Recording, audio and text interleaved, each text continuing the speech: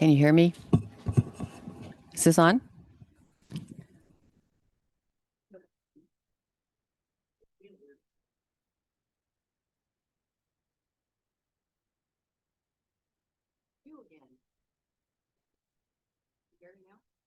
No. Can you hear me? Well, I'll just talk loud, please.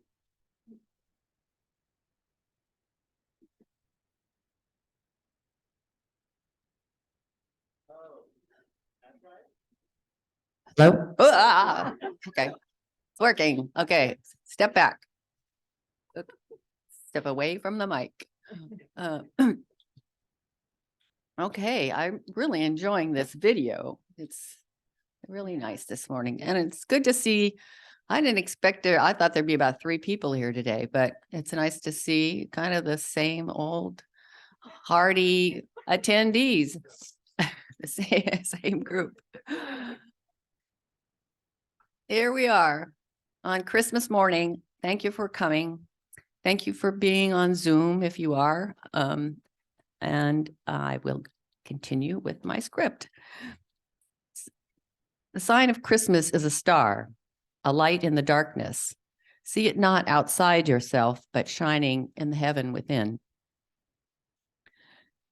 Welcome to our Sunday morning gathering at Summit, Unitarian Universalist Fellowship.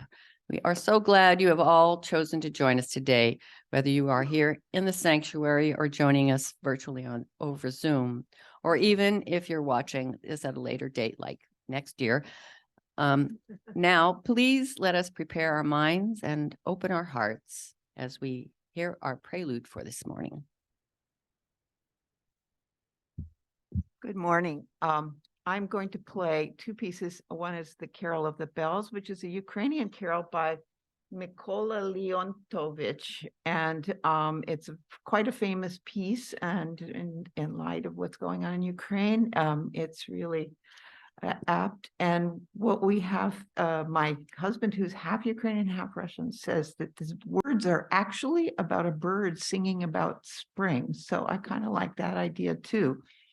The second piece is The Day is So Full of Joy, a chorale prelude by J.S. Bach. And this has for me, I never get to play it because we never have a service on Sunday, usually with coinciding with Christmas. So it means that the baby is born and there's a kind of rocking cradle motif.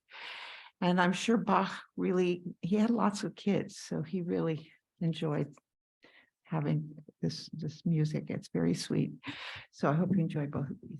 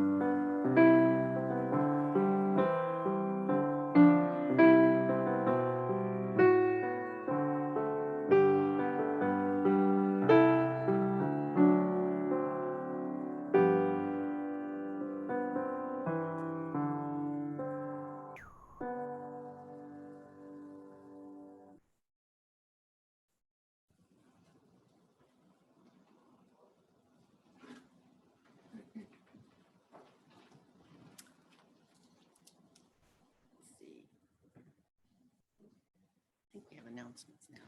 Okay, let's just take a second. And a couple of other things. Do we have any announcements? Yes, Nancy?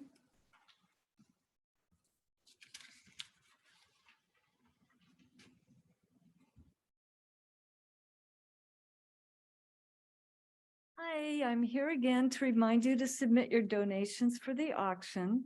We do have a few forms, but we need, and thank you to those people that have already submitted them, but we do need quite a few more in order to have a successful auction. So while you're in the Christmas spirit, please extend your gift-giving generosity to Summit, and we look forward to hearing from you. Thank you.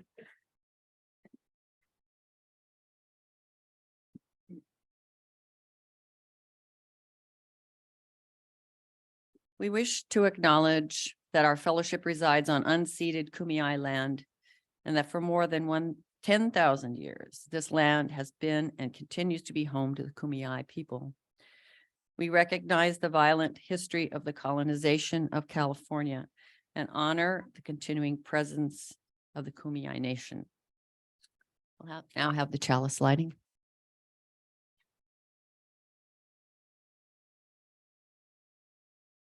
Our reading today comes from an unknown author about wonder. Wonder helps us to put our place in the world into perspective.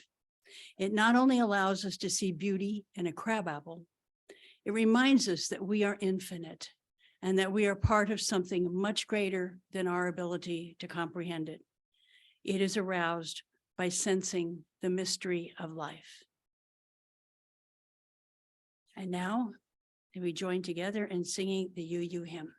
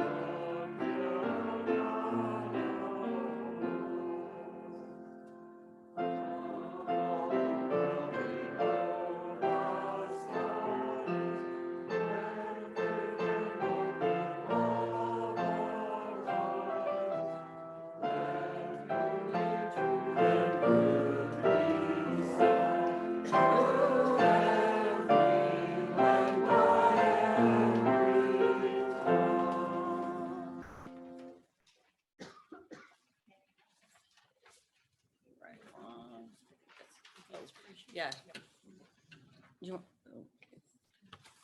We want to have our UU aspiration. May love be the spirit of this fellowship.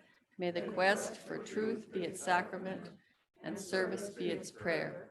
To dwell together in peace, to seek knowledge in freedom, and to help one another in fellowship. This is our aspiration. The reading today is Before the Ice is in the Pools by Emily Dickinson. Before the ice is in the pools, before the skaters go, or any cheek at nightfall is tarnished by the snow, before the fields have finished, before the Christmas tree, wonder upon wonder will arrive to me. What we touch the hems of on a summer's day, what is only walking just a bridge away. That which sings so, speaks so, when there's no one here, will the frock I wept in answer me to wear?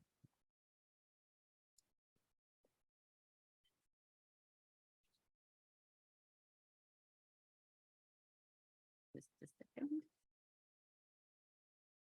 So now it's the time for all ages, which will be a video by Mary Cartervale, the Director of Religious Exploration.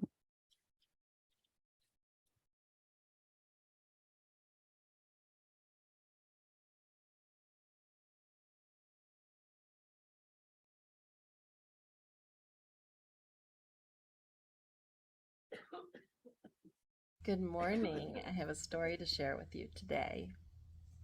I'm using a new light, so if you see these little donuts show up in my glasses, it's the ring light, so I'm trying to angle it so it's not there, so I apologize if it's distracting.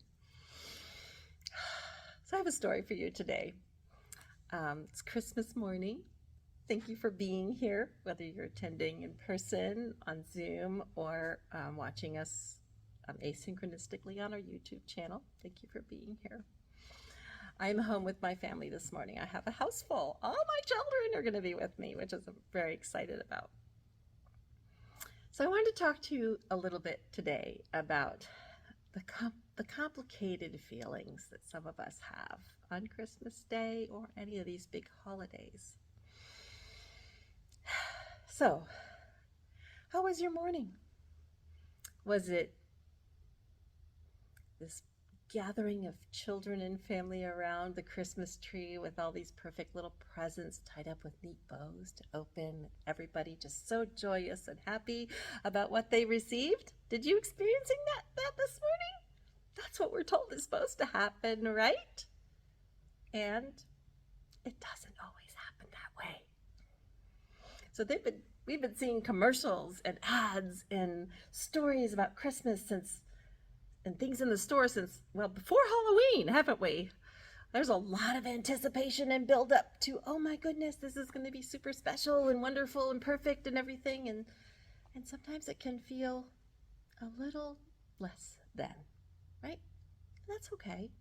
It's complicated. So what I'd like to ask of everybody right now who's watching is I want you to take a minute and check in with yourself.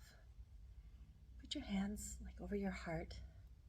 Take a deep breath in and out. And check in with yourself. How are you feeling? What are you feeling in this moment? It may not be one thing, and it may be nothing. It may be complex, and it may be simple. And all of it is beautiful and valid and wonderful and uniquely you. And that's really special. So I just wanted to take a minute to acknowledge how complex holidays or holy days can feel, especially in our culture of commercialism.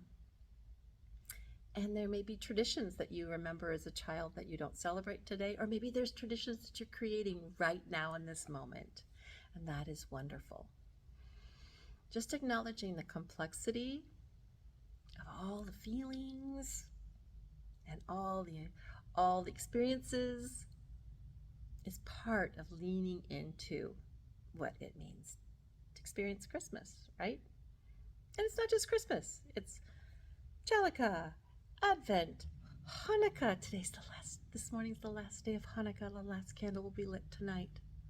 It's beautiful. Kwanzaa begins. The week between Christmas and New Year's is this week to celebrate Kwanzaa. The winter solstice was a couple days ago, the longest night and shortest day of the year. All of these are beautiful things and beautiful ways to celebrate with wonder and joy. And they're complex, right? So maybe today isn't feeling perfect. Maybe today is feeling more sad. Maybe today is maybe you didn't get to open a present this morning. Maybe you were by yourself and you didn't get to share with anybody else, and sometimes it's like that. And that's okay. There's nothing wrong with that. Just lean into those feelings. Take another deep breath. So today I'm feeling gratitude and sadness. I'm grateful for those who are with us, and I'm sad for those who are not. I miss some folks. We have some folks who've passed away over this year who aren't here, and we have some folks who have moved away or who are moving away. And we have some folks who are returning and coming back for the first time or re-entering into a community. All of it is beautiful. All of it is wonderful. And all of it is complex, right? So if it isn't a perfect day, that's just fine. And if it is a day of great joy for you, that's fine too. Just remember to check in with yourself, see where your feelings are, and if you need a minute to pause, take that minute. Maybe you need to call a friend. Oh, my lights just changed. I hope this still looks good. Maybe you need to call a friend, or maybe you just need to be your own friend in this moment. And that is a wonderful thing as well. So acknowledge all the complexity, acknowledge all the mixed emotions and all the things, and know that wherever you are in this moment, it is perfect for you. And be tender with yourself and tender with your family, and just lean into authenticity. So I wish you all the blessings of the holy times, that this holy days, if you will. Holidays means holy days. Christmas, Kwanzaa, New Year's Eve, New Year's Day, solstice, Hanukkah, and all of them are beautiful ways to celebrate. And some of us celebrate many, and some of us celebrate none, and that's okay. So lean into the complexity, and what is unique to you is how you approach each. And that is where the wonder lies, in how you experience things. So lean into the wonder, connect with the joy, honor the sadness. And if it's meh that you're feeling, that's okay too. So it's perfect. Many blessings and much joy to you. I will be heading up to Camp de Mandeville Pines on Tuesday, where I'm going to be serving as dean for senior high winter camp, which will be very small. We'll hopefully have some snow, and I hope to make a little video to share with you on the first day of next year. So that being said, I'll see you next year. Much love and many blessings, and have a beautiful week. Thank you for listening to my story.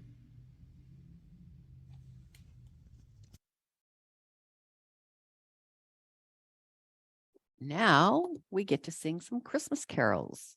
So you didn't have a service last night. We'll make up for it today. First one is a number 259 in the gray hymnal, We Three Kings.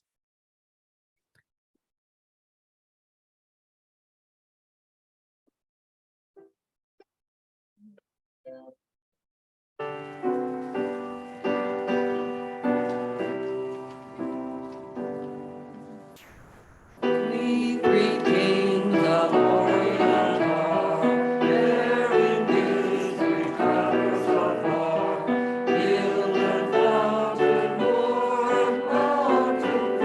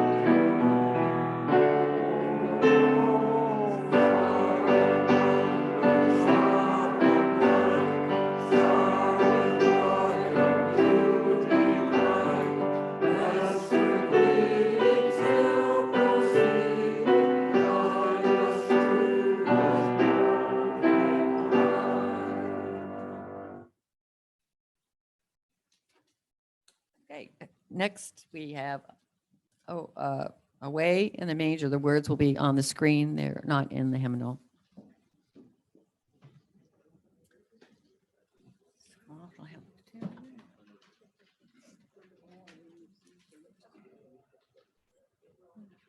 Is that right? Well, let's just do 2 verses. 4 verses. I don't know. How many verses?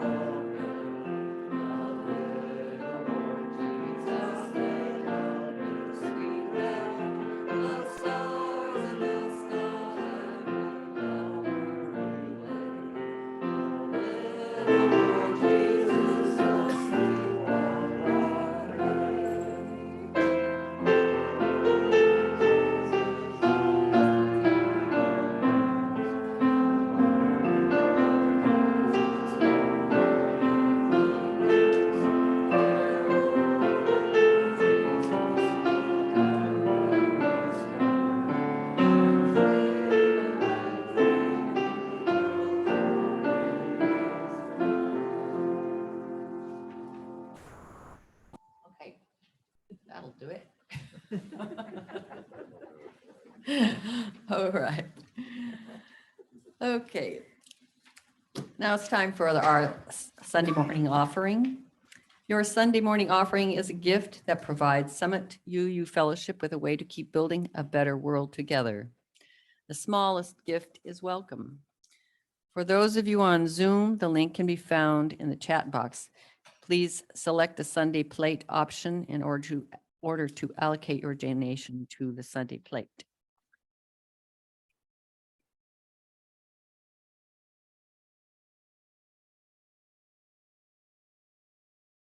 Good morning. I will be playing 2 pieces that kind of in honor of Ed Henry. He would have normally been up here playing his hammered dulcimer.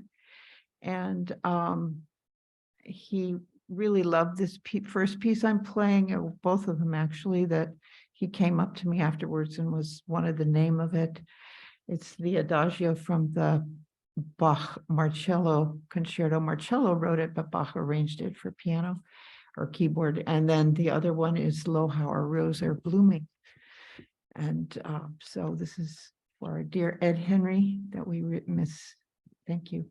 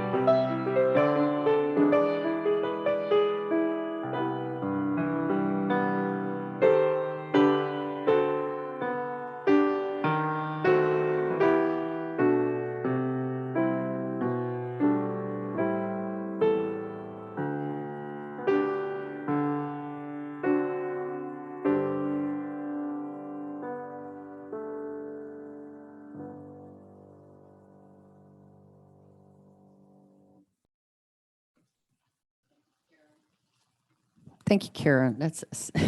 It's such a blessing to have you here. Really, the music fills their heart. Really does.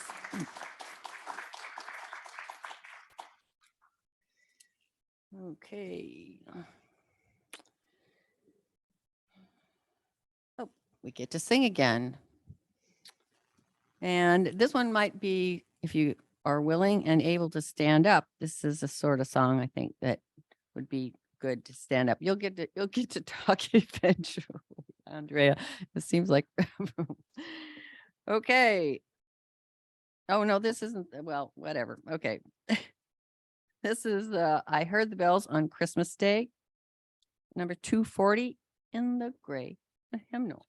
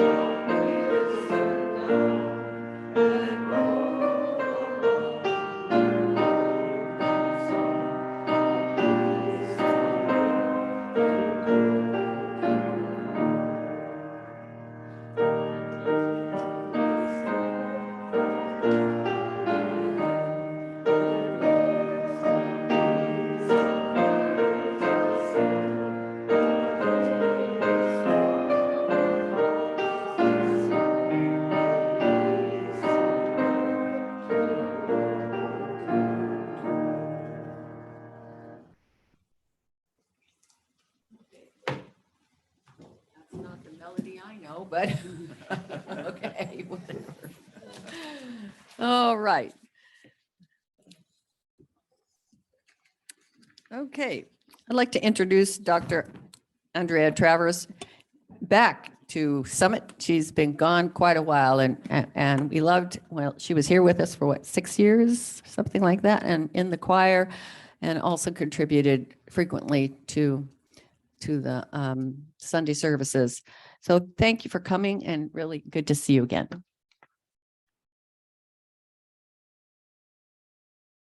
Thank you, Jenny.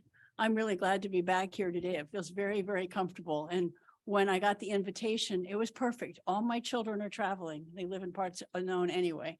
And I was going to be alone. And I thought, oh my goodness, what a wonderful opportunity to come and be with friends. And that is exactly how I feel. And I hope you feel the same way. So it's very, very good to be here. Can everybody hear me all right? Okay, good. All right. So today, the topic I was told is wonder.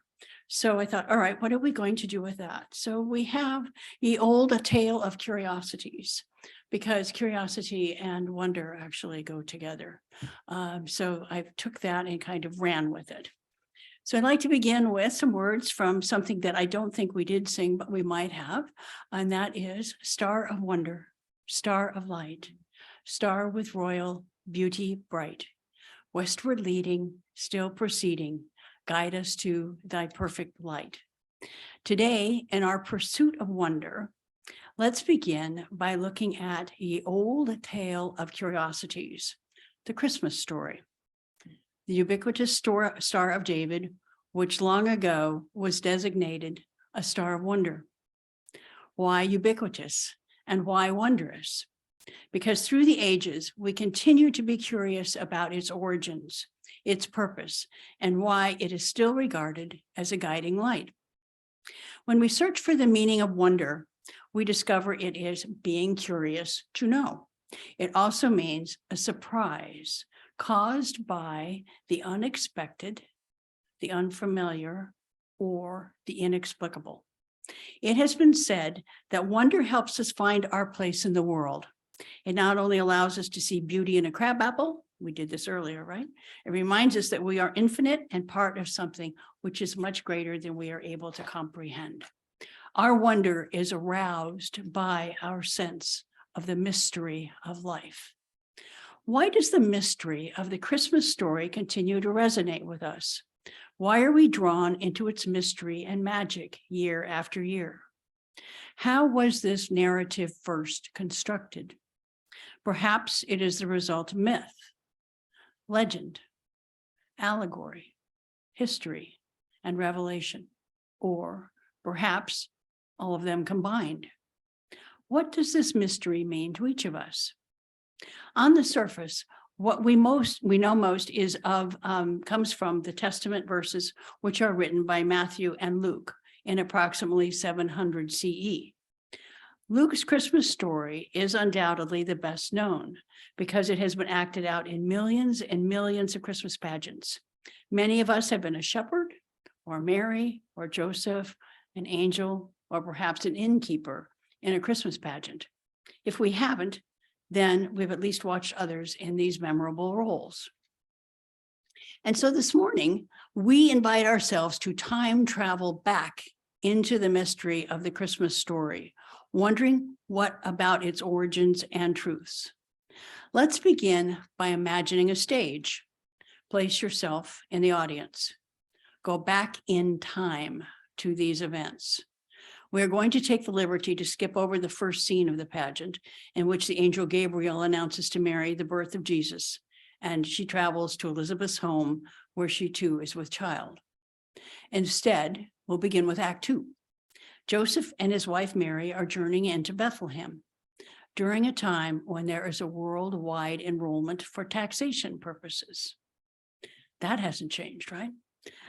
They have come from Nazareth, and it is time for Mary's childbirth.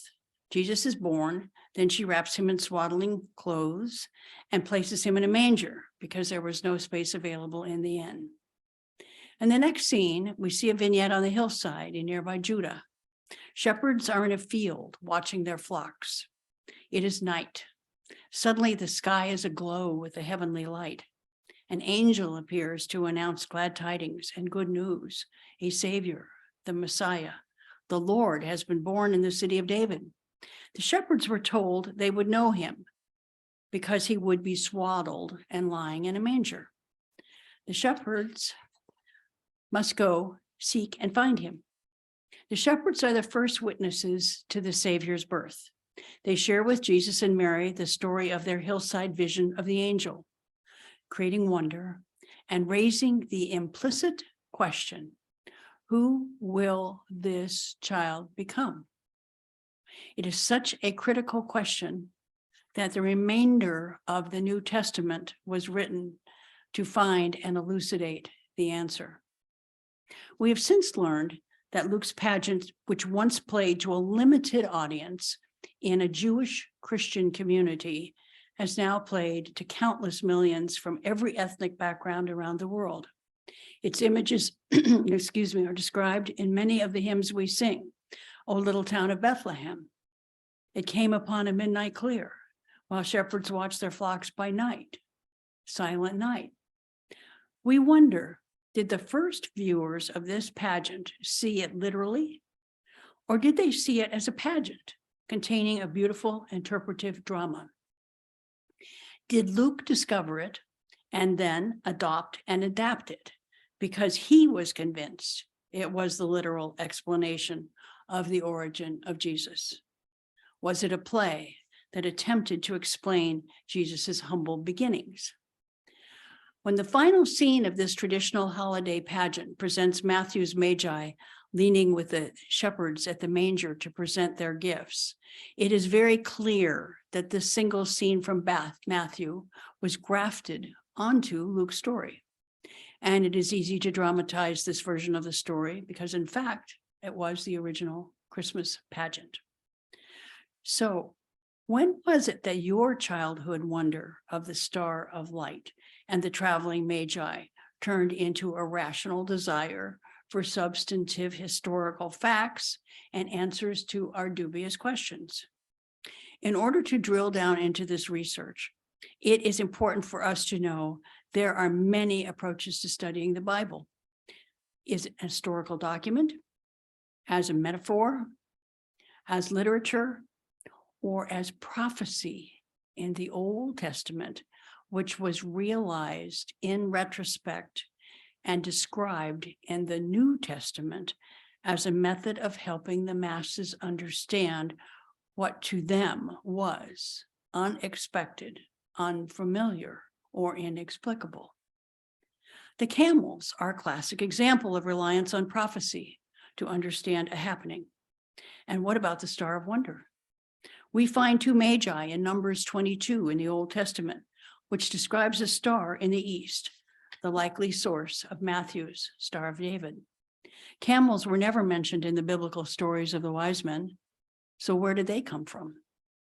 They came from the Jewish Midrashic study of Matthew's gospel. And what is Midrash, some of you may ask?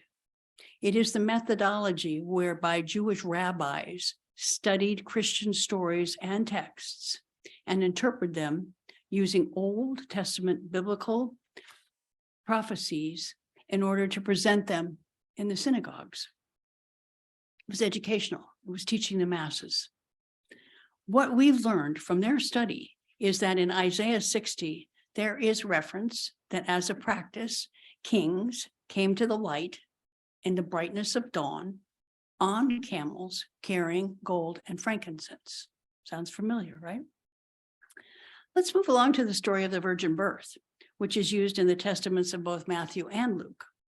The text of Isaiah says, "Behold, a virgin shall conceive and bear a son, and his name shall be called Emmanuel."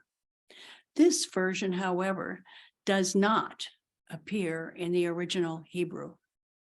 It is simply not there.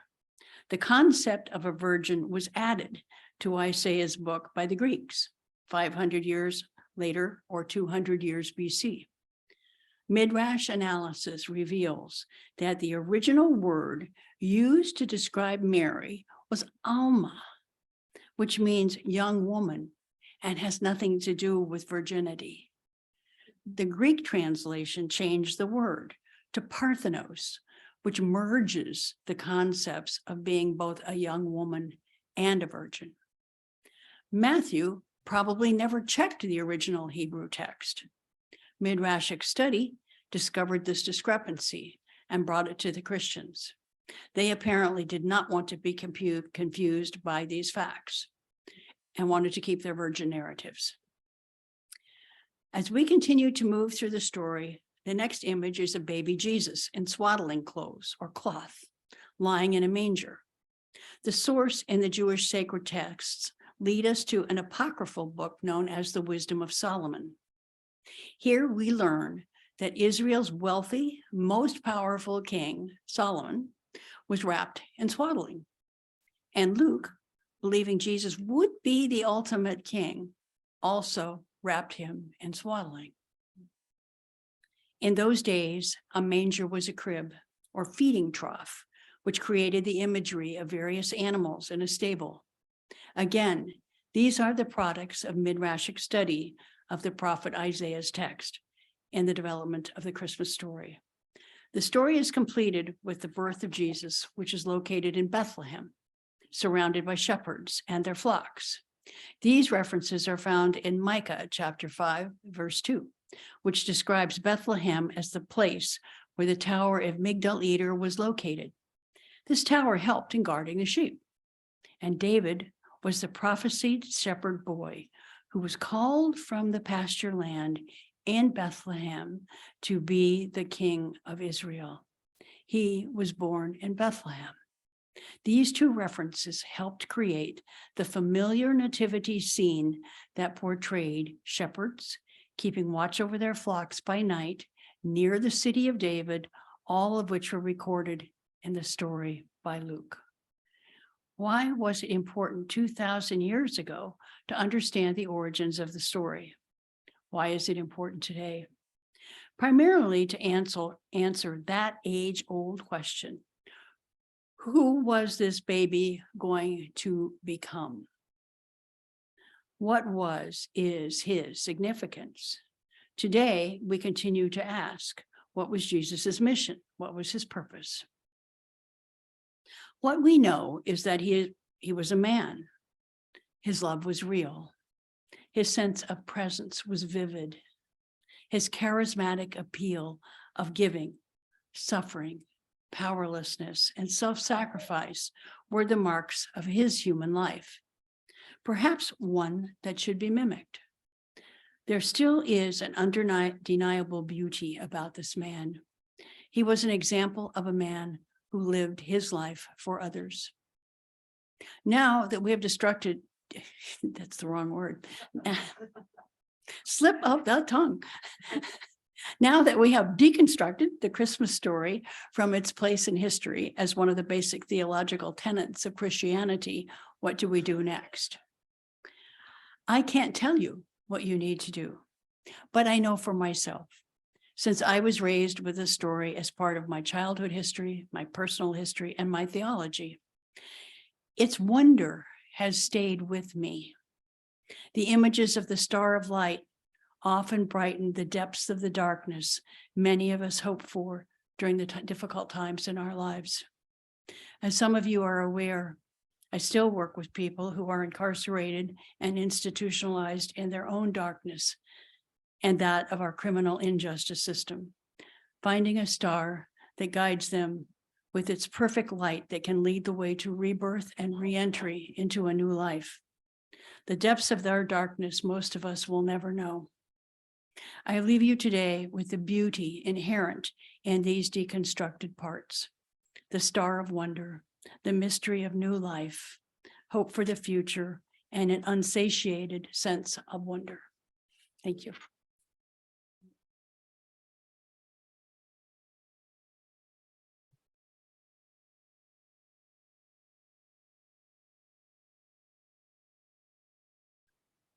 Now, we sing, go tell it on them. Good one for this, for your. Thank you. That was illuminating. As a star should be. Okay, this was the one I was thinking we should stand up for, but you can do whatever you like. This is Go Tell It on the Mountain, which is number 239 in the gray hymnal.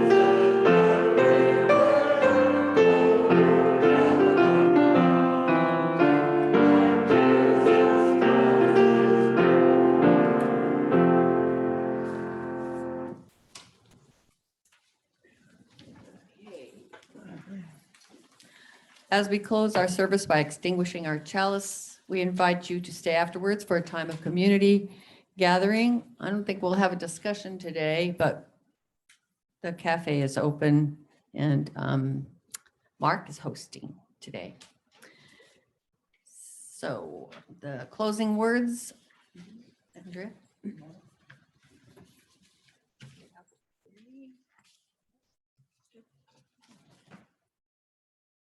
I actually changed the closing words. When I looked at what I had selected, I wasn't really sure why 3 weeks ago I selected it. So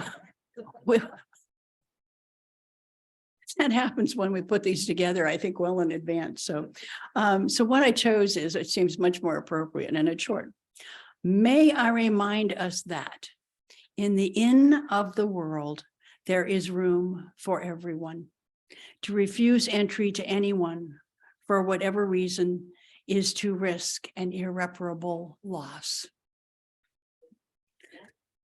And may you enjoy your day, your Christmas. And it was really wonderful being with you this morning. Thank you for the invitation.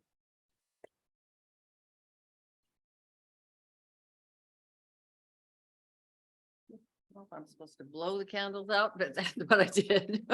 Sorry. This little doodad doesn't work too well with some of those candles.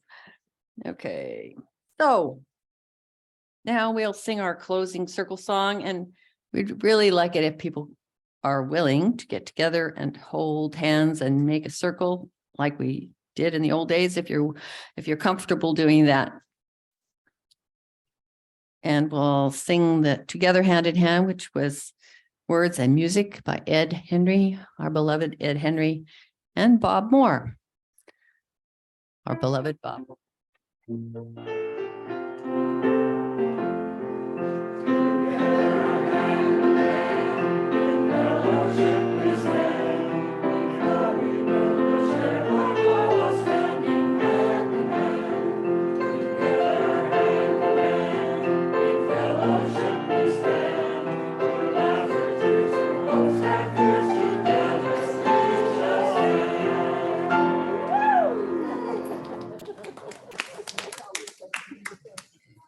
No discussion?